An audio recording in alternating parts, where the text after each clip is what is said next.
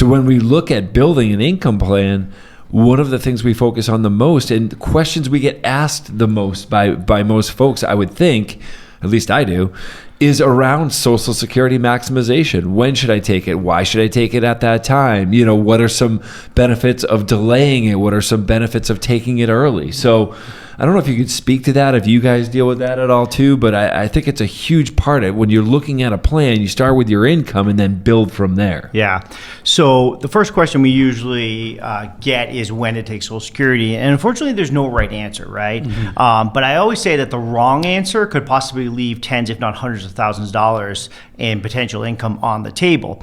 So that's why when we take a comprehensive approach, we're asking questions about your health, right? About how you feel about legacy, about your other income sources, so that we can make the best educated decision on when you should take Social Security. And what I find is that a lot of people will go into the Social Security office, and remember, the Social Security, that person doesn't know your goals, your objectives, your whole financial plan. Right. And they will often tell you, oh, just wait till 70 because you get a larger benefit, correct, right?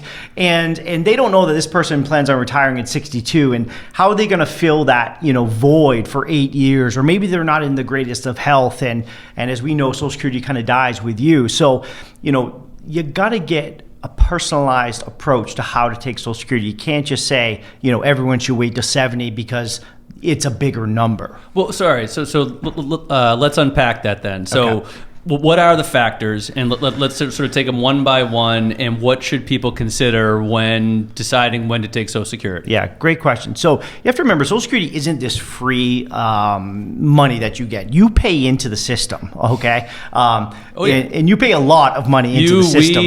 Pretty much everyone listening. Yes, absolutely. That's it. And remember when I said when it first started that you were paying in 1% of your salary. Now it's a lot more than that. 6.2% of your salary goes into Social Security, and then your employer pays another 6.2. So those self-employed individuals out there, they know that they pay both sides of Social Security.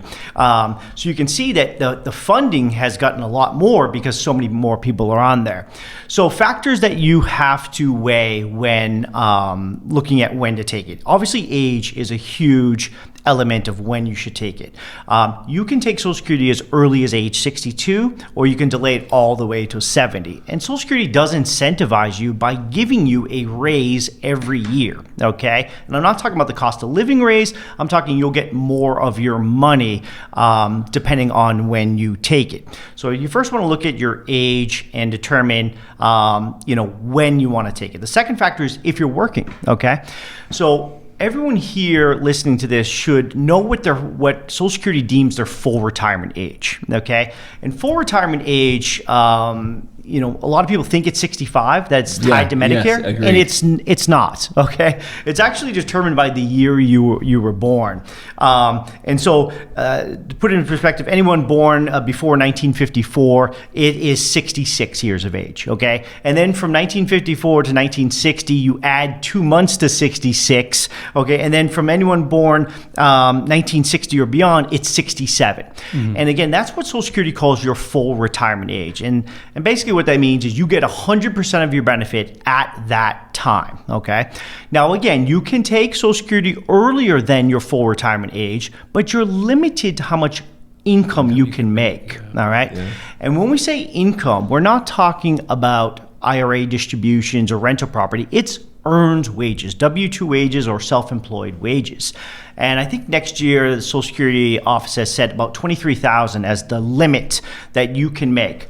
So you're someone who makes $40,000 a year and you want to take Social Security early, again, before full retirement age, you end up giving your benefit back because you're limited by how much you can earn of that factor. Once you reach full retirement age, I always say to my clients, you can be Tom Brady, you can make $10 million a year and still collect Social Security. It's not affected by that. So earnings or how, if you're working, that is a huge factor. Health, okay? So your health is a major factor in determining when you're going to take Social Security because, again, Social Security passes with you, right? Unless you have a spouse who can get some sort of residual benefit from you. We've done the math, guys, and we know that like the difference between taking it at full retirement age or maybe waiting till age 70 for a higher benefit, usually the break even's around 80, 81 years of age. And what that means is, yes, if you can tell me that you're guaranteed that you're going to live to 85, okay, you will technically get more money out of the system by delaying that. But I always think there's a qualitative element, Social Security. And I say this to clients, like, do you value $4,000 a month at age 85 versus $3,000 at 67? Because obviously we can do more stuff with that. So it's not always just about the numbers and about more money when factoring in how to take Social Security. So that's a huge factor that comes into play as health. So I think those are the main ones. There's other ones like, are you married, right? Because remember that your spouse is entitled to either his or her benefit or up to half of your benefit when they trigger it. But those are the 4 key factors that we look at when developing or coming up with when to take it.